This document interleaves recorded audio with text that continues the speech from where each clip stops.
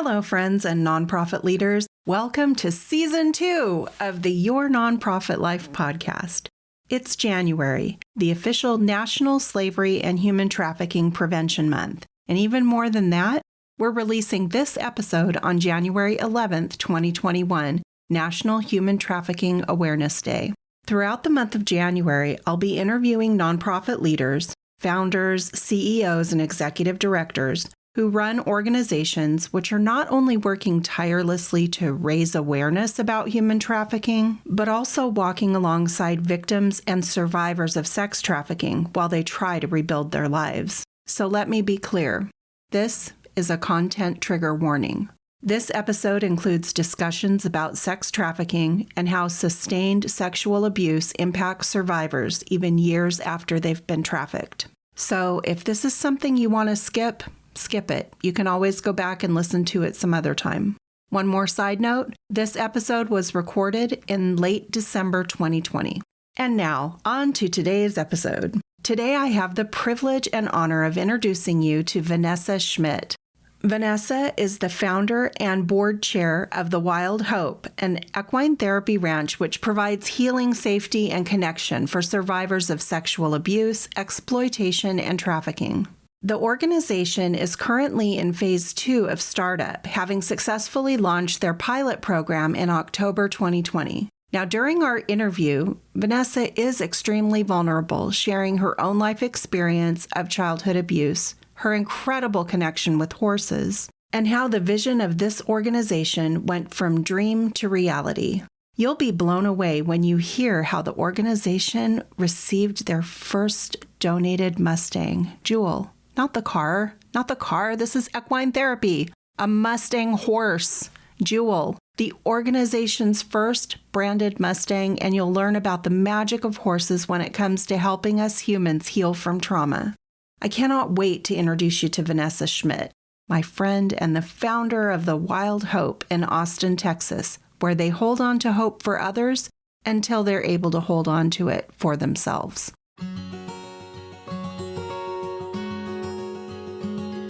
Hey, have you ever wished you could hear some good news for a change? Well, I might have just what you've been hoping for. Welcome to Your Nonprofit Life, where we remove our rose-colored glasses and explore what leaders are actually doing to move their nonprofits from messy to thriving without burning out in the process. I'm Laura Zelke, Director of Member Experience for the Nonprofit Leadership Lab. Join me each week to explore the ups, downs, and whoopsie daisies of your nonprofit life. Let's get started. Well, Vanessa Schmidt, I am so excited to have you on the podcast today. I have been watching you build your organization for the past couple years, and I'm super excited to introduce you to the listeners today. So thank you. Oh, thank you so much for having me. You are a treasure to have in our life as well. I don't know about that, but okay.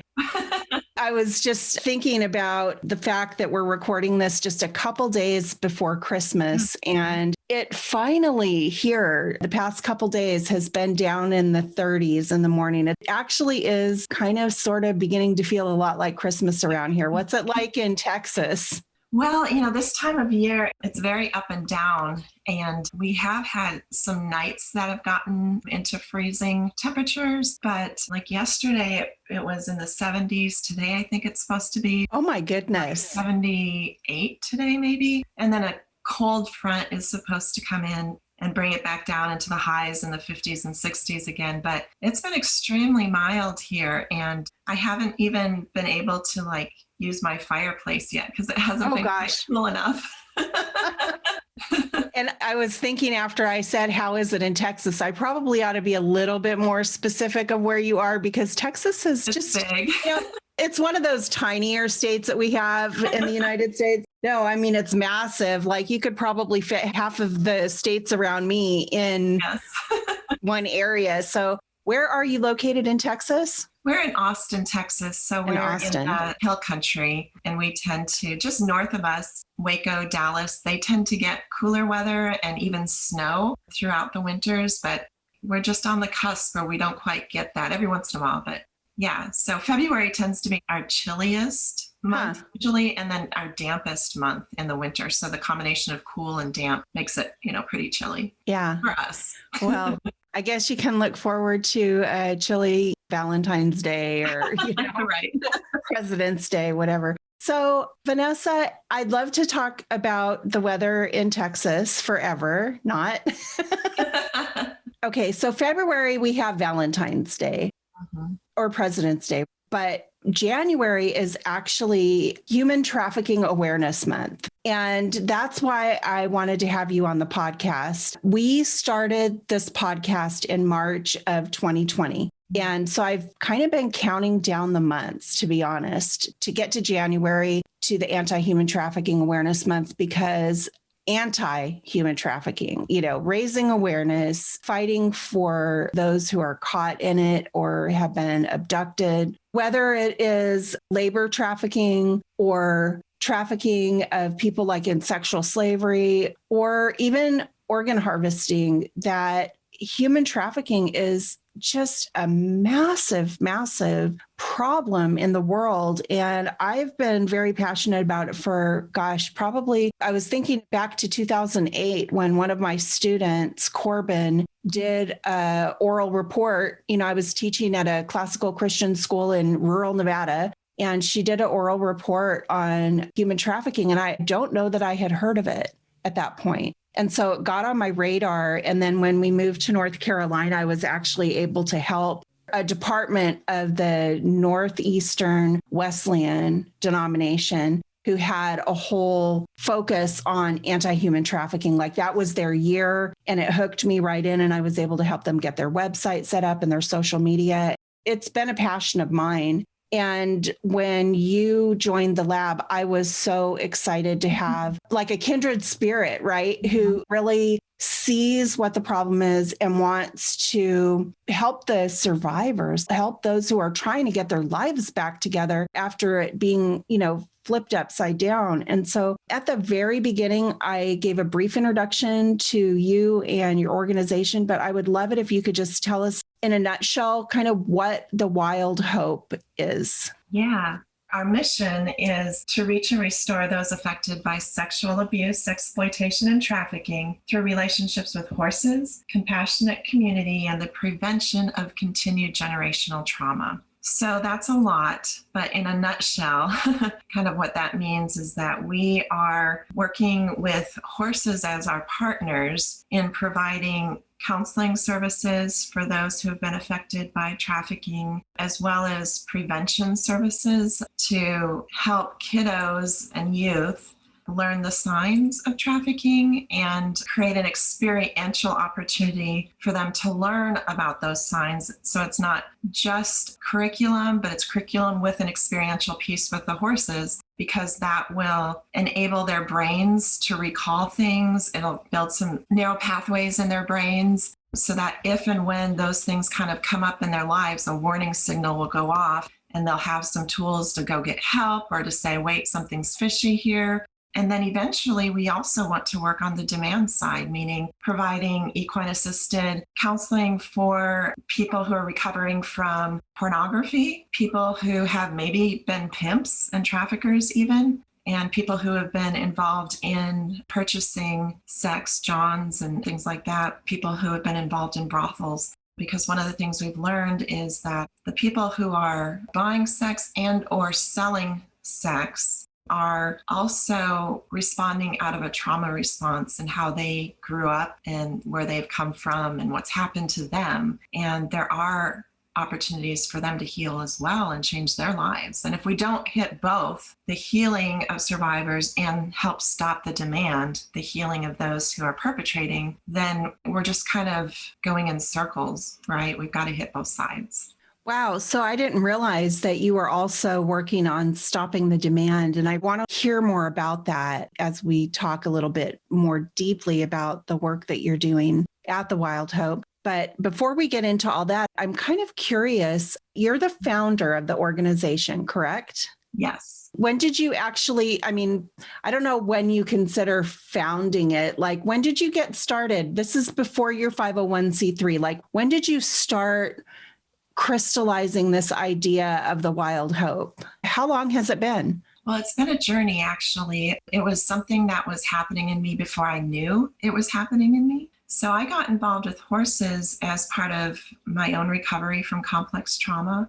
I wasn't trafficked, but I did survive a lot of childhood abuse. And up until my mid to late 30s, was still just really struggling in survival mode. I had an eating disorder for over 20 years. I had a dissociative disorder, panic, anxiety, major depression, suicide attempts, all the things, right? And I got to a place in my recovery where I actually was stabilizing and I wasn't in survival mode anymore. I could actually think about my future and figure out like what I wanted to do with my life. And I had never really truly been there, not in a safe way that I could pursue a future. And so I was working with a counselor who recommended that I think about things in my life when I was a child that I loved. What did I love as a child? And a memory popped up when I was in third grade. I think it was third grade. We lived in Montana and I would walk to and from school alone on this gravel road. It was a small town in Montana. And I would pass a horse pasture and I would always stop and talk to this horse. To this day, I couldn't tell you what the horse looked like, or I couldn't find the location for you or anything. But the feeling that overcomes me, even just telling the story, was this immense comfort. It was safety, it was acceptance. And it's something that I didn't feel a lot in my life. Like that was one time when it really, really magnified itself. So my counselor at the time recommended I just find a place to start volunteering around horses just to see kind of what comes up. And so I did so. And that was about 9 years ago, I think. Around 9 years ago, I started volunteering at a therapeutic riding center that worked mostly with helping people with disabilities. But they had one mental health program at the time, which was youth on probation.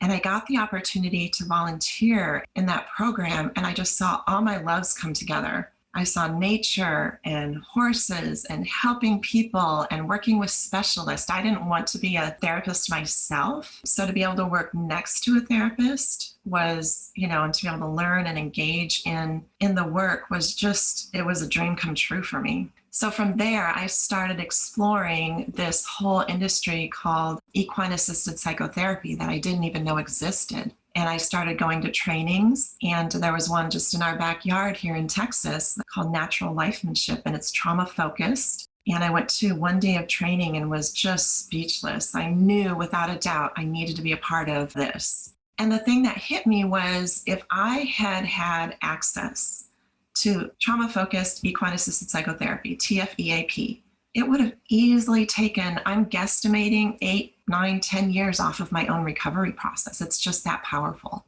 Wow. That's amazing that having that bond with a horse, that something from your childhood of just a walk down the street would unlock your mission in life.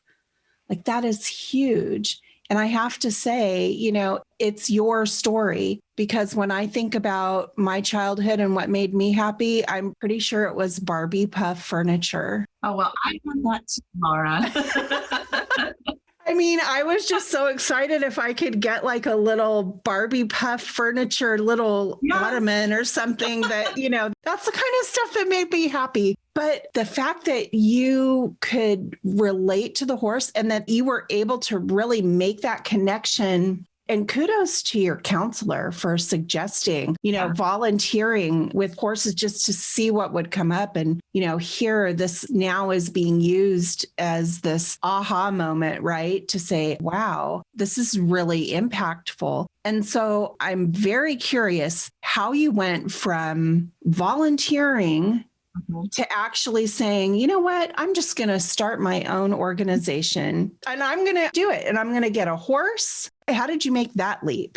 The short answer is I didn't. The short answer is I wanted to do the work. I wanted to be part of the equine therapy team, which is a licensed mental health professional paired with an equine professional that works with a client and a horse. So it's a team environment. I wanted to grow and learn and be an equine professional in that team.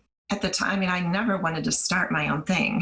I just wanted to be in the work. And so over the course of several years, I was mucking stalls at barns, doing everything I could to get around horses and learn. And I got my equine specialist certification through PATH International, which is a governing body, and all the things. And then I tried to start programs, to get involved in programs, to be a part of programs. And this work is very difficult to do. It's expensive to work with horses, and it doesn't exactly pay the bills typically.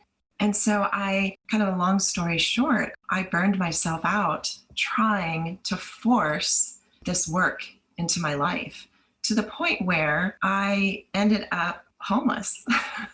I was working at barns. I was living in, barns as the person managing the horses and things like that. And when those things didn't work out, I lost both my income, my job, and my housing all at once. Holy guacamole. And so I ended up couch surfing between Austin and my best friend's place in Houston and another friend here in Austin for several months. And there's so many pieces to this story, but you talked back about how way back in third grade that impacted me for my future. I just feel like God has always known what my life was going to be like and what it was going to look like. He's always known. And that interaction with that horse was a seed he planted in me for the future way before I would ever know or understand what it was.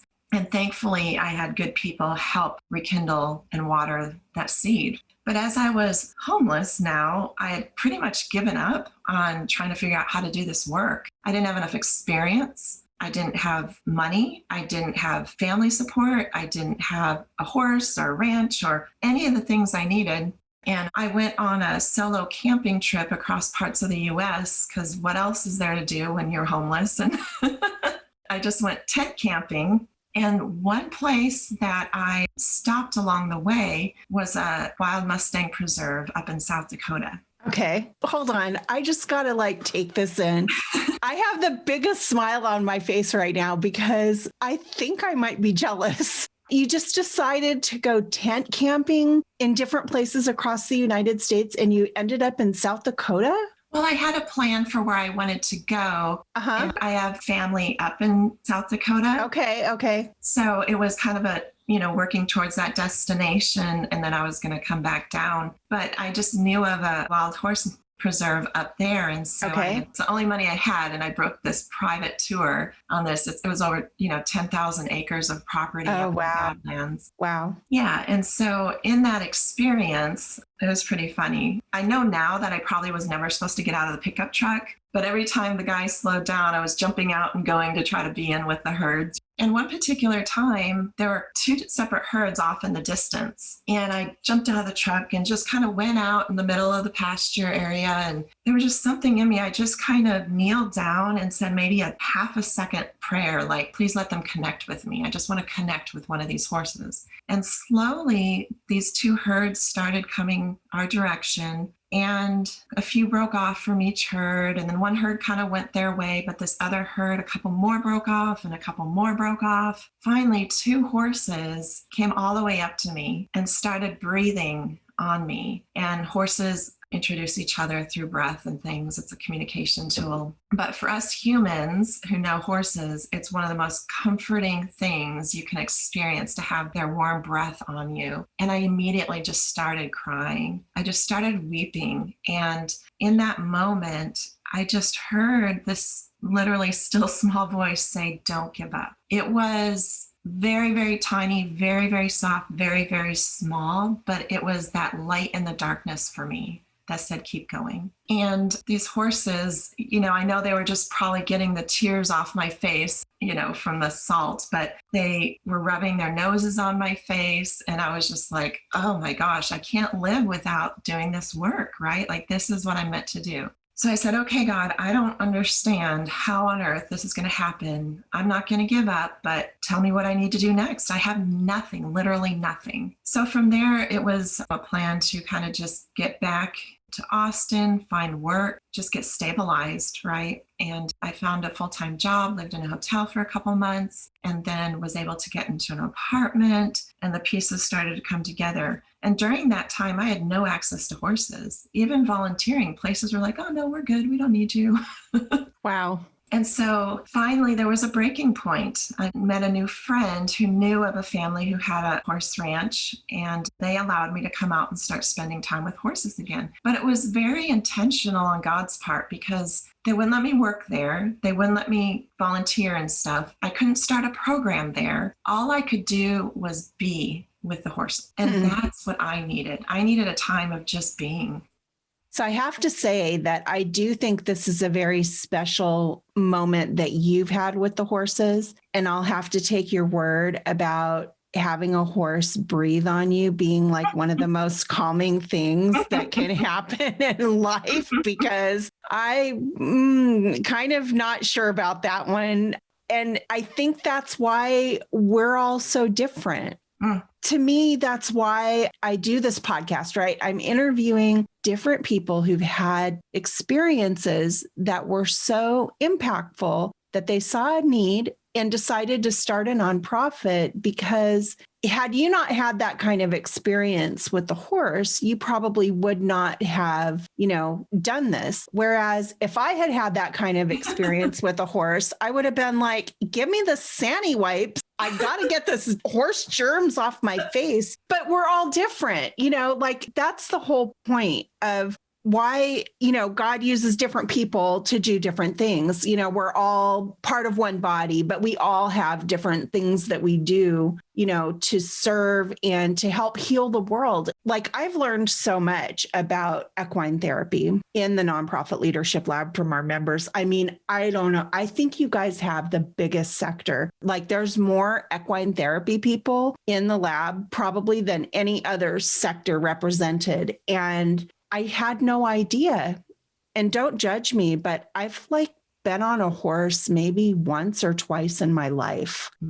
So it's just not something that would ever even occur to me that it has so much healing power. And yet to hear you talk about it, I'm like, okay, I might let a horse breathe on me. I mean, if it's that good, okay, maybe. But I want to hear how you went from going over to this ranch, where you were going and actually being able to spend the time with the horses, not really do anything, but just be with them. How did you get from there to having a horse of your own even? I want the listeners to hear this story because it's actually pretty amazing. Yeah, thanks for asking. There's so much amazing about all of this, not because I'm amazing, but because this was something that, God called me to do for other people. I like to think most things are about me in this life, but they just really aren't. And so as I was out hanging out with these horses, the other thing that parallel was happening in my life is I started mentoring survivors of sex trafficking in Austin. And I slowly started bringing them out to the ranch with me just to hang out with horses. And, some were terrified of them. Some just jumped right in and were all over it and loved it and hugged the horses, and others didn't want to touch them. It was a wide variety of scope. But without exception, every one of them got something out of it, and every one of them wanted to be a part of it. And I had thought a little bit about starting my own organization because I didn't quite see there are opportunities to access equine therapy in our area, but I didn't see quite what I had pictured in my life for where I kind of wanted to go and what I wanted to do. And I was still figuring that all out. And so, the idea came up to start my own nonprofit, and I just shut that down. I said, oh no, not going to do that. That is way hard. I don't have the experience. I don't have a degree. I'm not adequate. There's nothing about me that bodes well for starting an organization and being successful. Well, that obviously worked out for you.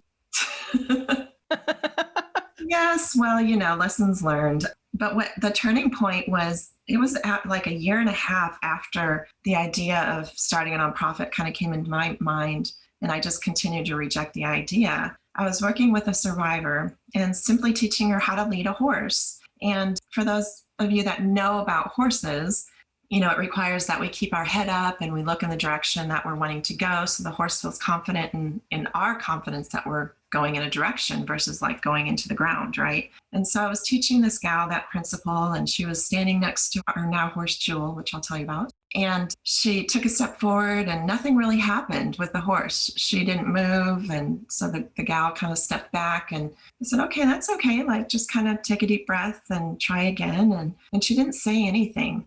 And then after a pause, she said, if you do this horse ranch thing, you're going to help a lot of survivors. And I was really caught off guard. I thought, really? And so Wow. I asked her, I said, well, tell me more about, why do you say that? She went on to tell me that when she was being trafficked, her pimp required she not make eye contact with another human being. She had to look at the ground or look down all the time. She was treated like a dog, and there would be horrific consequences if she did look up at people, including him. And also, in trafficking, there are all these crazy rules and games. And so, like, if she had somehow made eye contact with another pimp that was not her own, that pimp could steal her from him. It's all this stuff. So she said, doing this with Jewel makes me feel human again. Wow. I still get goosebumps. Yeah. Really? Like, I was surprised at the impact what I thought was just a little fun exercise. I was surprised at the impact it had on her. And it was in that moment that I was just really convicted around, you know what? This isn't about me and my inadequacies anymore. This is about an opportunity to give people access to the healing they need. And if I don't do this, not in a pressure way, right? Not a performance way, but just a real conviction that, like, there's a reason God's calling me to do this. And people like this gal need what we can offer. So I made an agreement with God. You'll laugh. I said, okay, God, I'll do this thing under one condition. And of course, my condition was, I'll do it if you do all the work. And I'm sure God like belly laughed in heaven and was like, well, Vanessa, I was going to do that anyway, so it's a deal. And so that's how the Wild Hope came to be. I went ahead and got incorporated. And then in May of 2018, we got our 501c3. And I have been inadequately learning, growing, depending on other people every step of the way. And it's been the hardest and the most rewarding thing I've ever done. And we're just getting started. Yeah, you really are just getting started. And I think that hearing your story, it just brings back to mind when I was on the board of an anti-human trafficking organization here, how important it is to restore dignity. It's not in our power to restore dignity to people. It's something that has to come from within them to see themselves that way again. And you can't prescribe that. You can try and do it through human relations. And I've seen this, and that's really where the organization that I was at, they were trying so hard to do that. And I'm not knocking it. I think it's important that as humans, we help and we give respect and we treat them as the humans they are, image bearers, right? But they've been so abused and betrayed by humans that the thought of combining that animal relationship, of bringing in like the horse and the healing that can happen and the looking, that is really powerful, Vanessa. It really, really is. And I can just imagine how helpful that would be just really across the country for organizations that work with survivors to, have that ability or have a resource, a place they could go with the understanding that, you can get them the apartment and you can give them gift cards to go get their nails done or get their hair done. And that's great, but that's not actually really restoring the dignity. And if the horse can do that, that's powerful. Yeah, Laura, you make a good point. And what I've learned about kind of just this industry, there are so many people with really good intentions around helping rescue, recover, victims and help survivors and things. And I think what we need to do a better job of as an industry is really specializing in what we in particular are good at. It's because there aren't a lot of resources, right? This is no fault of their own. There aren't resources available, but organizations that are providing housing, and then on top of that therapy, and then on top of that medical care, and then on top of that, there's every basic need a person could have, a survivor has, right? And it's a very expensive, intense, long-term process of, one, getting them just simply back on their feet, and then two, the recovery and healing process could be decades, right? This stuff doesn't just go away because you have housing or food, but you have to feel safe and have housing and food to start working on the things internally. So one of the things the Wild Hope that was really important to me with starting the Wild Hope was that we weren't all things to all people, that we were very clear about what we were doing and that we did it very well. And so our goal is to provide very effective trauma-focused equine assisted psychotherapy with specialists in trauma, with people who have the adequate training and are continuing to get the training they need. And even though I'm a Christian and I believe, like you said, that, God is really the one that has to change people's hearts, like we are a facilitator for that to happen. And we allow people to go through their process and walk alongside them with grace and compassion and love and understanding in a way that opens up their heart so they can receive what God wants for them. But we don't force it. We, like you were saying, it has to be their choice. And so for those who want to do more work around their spirituality or want to, bring God into what they're doing, we support that and encourage that and help them with that, but we don't require it, even though the majority of our founders and board and things are Christians right now.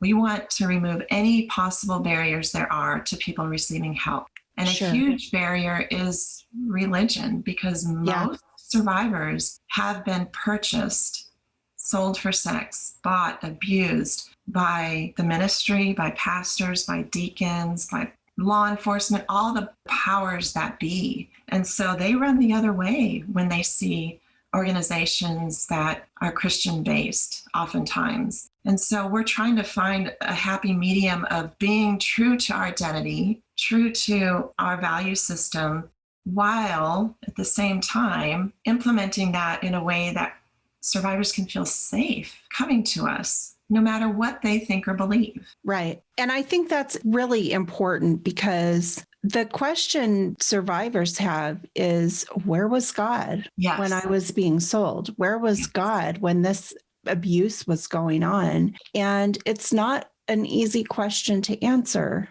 And I think to try and make your services contingent upon them like following a particular religion is just, I think that's wrong. That's just another form of abuse, I think. Well, and that's the thing we have to recognize is that, and this is, we'll be doing some things in January for Human Trafficking Awareness Month around how kind of the best ways for organizations to work with survivors who are healing and not re-exploit them, not take advantage of their stories, not have so much control over them because of our own beliefs, because that's what they're coming out of. They need choice. Right. They need trust-based relationships where they can choose to do what they think is best in their lives, have the opportunity to fall and see that they can get back up with the support of people who love and care about them. Right. So yeah, we absolutely encourage those who will,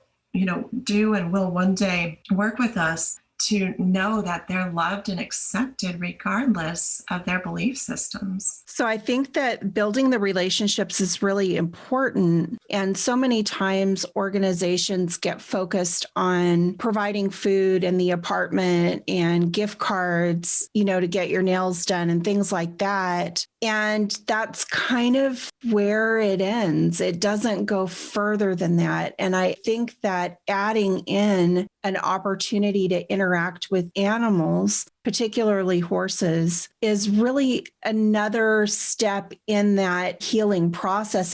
I almost wonder if it's a step that shouldn't be skipped. And so I really appreciate your sharing and educating us about how these things all work together to bring about a holistic healing inside the survivor. So Vanessa, I want to go back to that moment when you were out with a horse and a survivor, and she looked at you and said, "You're going to help a lot of survivors." That was not your horse. You were on somebody else's property with their horses. Mm-hmm. And it's my understanding that you have a horse now, and that horse's name is Jewel. How did you get Jewel? When we started the Wild Hope, we knew that it would take miracle upon miracle upon miracle for this to come to fruition. We were not naive about the breadth of what we were tackling, the amount of money it was going to take, things that would have to come together to make this all work. And Jewel is one of those miracles.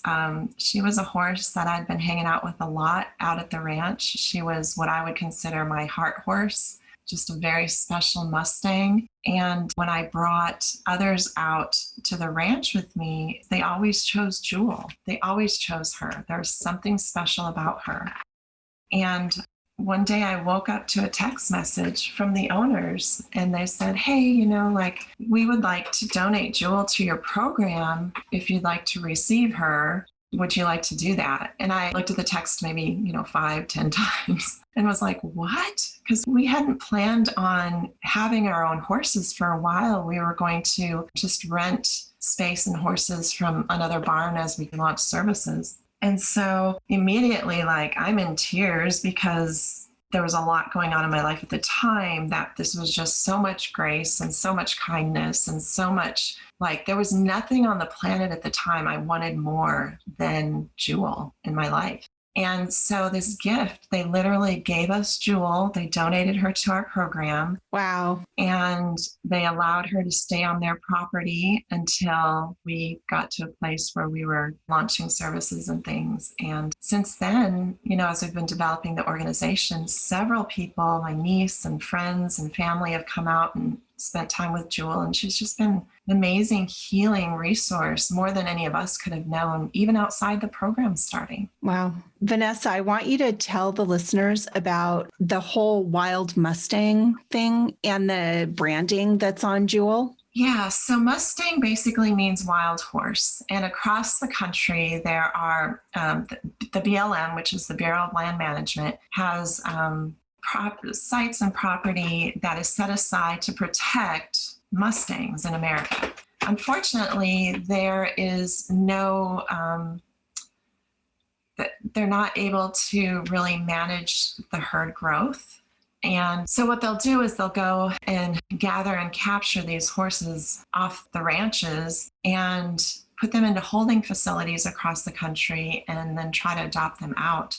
As part of that process, the horses, who have never been around humans, right? They're pure wild. They come in, they get vaccinated, their hooves get trimmed, but they also get a brand on their neck, which it's a freeze brand now, which indicates, where they came from, their age, that kind of thing. And unfortunately, trafficking victims are oftentimes branded by their pimps. It could be a real brand, a heat brand, which is hard to even imagine enduring, or in the form of a tattoo, and it claims ownership of that individual. And oftentimes survivors feel like there's really nobody on the planet that understands what I've really been through, other than maybe other victims and survivors. But putting a horse in front of them who has a similar story, where they were, taken away from all that was important to them, family, friends, or maybe they never had that, right? But taken away from their families, taken away from, in a variety of ways. It doesn't have to be survivors being abducted. That's really not the most common way that they move into sex trafficking. But then they're captured, they're held against their will, they're then shipped around and sold to people. They have this brand. Survivors connect with that story, and they feel like they then can connect with the Mustang and start developing a relationship. We're harmed in relationships and we heal in relationships. So this relationship, an authentic relationship with this horse, is the seed and the start of them being able to develop healthy relationships and trust with humans again. Yeah.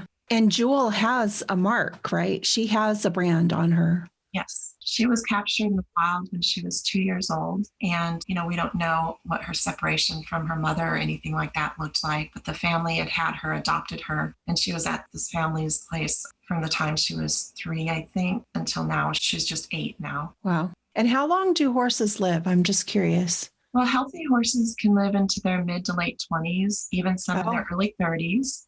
Okay. It all depends on their breed and how well they're cared for, and they've had injuries, all the things. Interesting. And so you've had the organization now officially, you've had your 501c3 for a couple years. And what would you say has been the biggest challenge that you've overcome in the past couple of years? Maybe if there's someone listening who's at that point with their organization, something that they would maybe identify with. I think the biggest challenge so far for me personally has been letting go of not feeling like I have to know it all. I carried so much shame around with me the first, couple of years because I felt like I should know how to do all of this. And that's not to say that you shouldn't get education. I mean, I wish I'd had, nonprofit management education and experience. I wish I'd had all the things, right? I'm not saying don't do that. Absolutely do that. But if this is what I was called to do, I needed to step into that purpose. And I just felt so incredibly inadequate and was apologizing and making excuses for myself the first couple of years because I just felt like, I was not good enough. And slowly I started to realize that, again, it's not about me. The Wild Hope is not about me. And my purpose, what I've learned, is to be the connector, to bring in the experts who will make the Wild Hope vision come to fruition. And as I've learned that, I've been able to really let go of that, my own shame and that, inability to connect with other people because of that shame and stuff like that. And now we're bringing in some really great leaders who I can just say, okay, you know how to do marketing, you go do it. I don't have to do it. Go do this, you do it. I don't know how to do it. And really letting go of control and knowing that it actually does take a village to do this work. And that's been the most freeing thing for me to be able to do that. And, the organization's at stake. I don't want to hold it back. I want it to be the most powerful thing it can be. And no organization or business runs on one person. Nobody does. So Vanessa, letting go of the control is huge. And it's also something that I have heard, I believe in a way, it's really empowering the board too, to really get in and do the work and to have kind of what Joan is always talking about, that twin engine jet where you're actually working together to direct and guide the organization the way it needs to go and not be micromanaging and trying to have your hand in every single thing, but to really recognize the gifts that people bring and use your board to do the things. That's the whole point of board service, is to be able to bring what you've got to the table and not be held back because the founder's controlling everything. That may have been a soapbox for me. I apologize.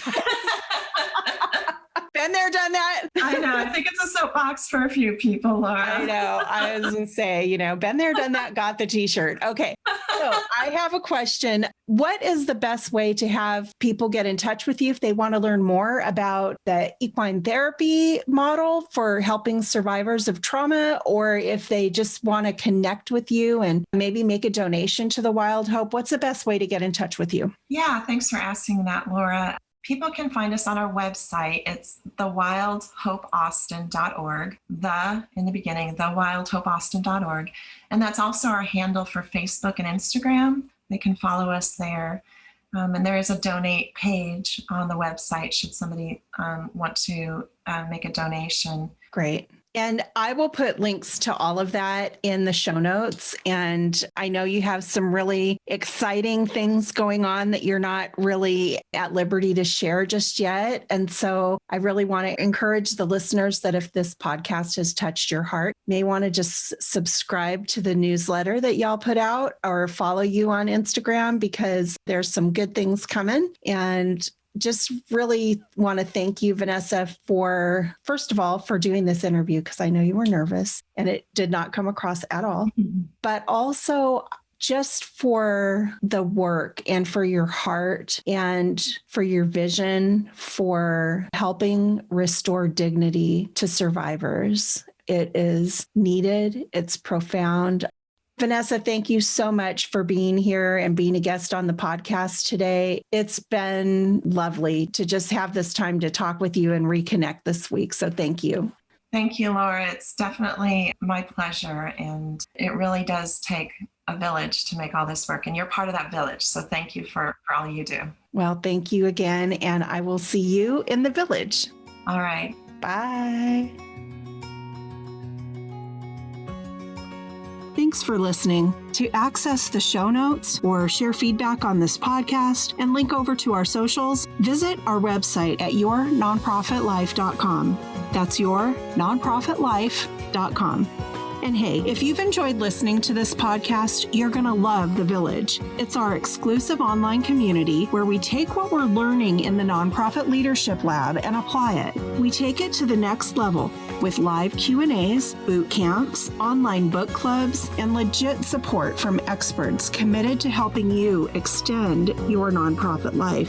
By the way, since we're just getting started, it would mean the world to us if you'd subscribe to the podcast and leave a great review on iTunes. The reviews will help us get the podcast in front of more people as we try to take the whole sector from messy to thriving. See you next time.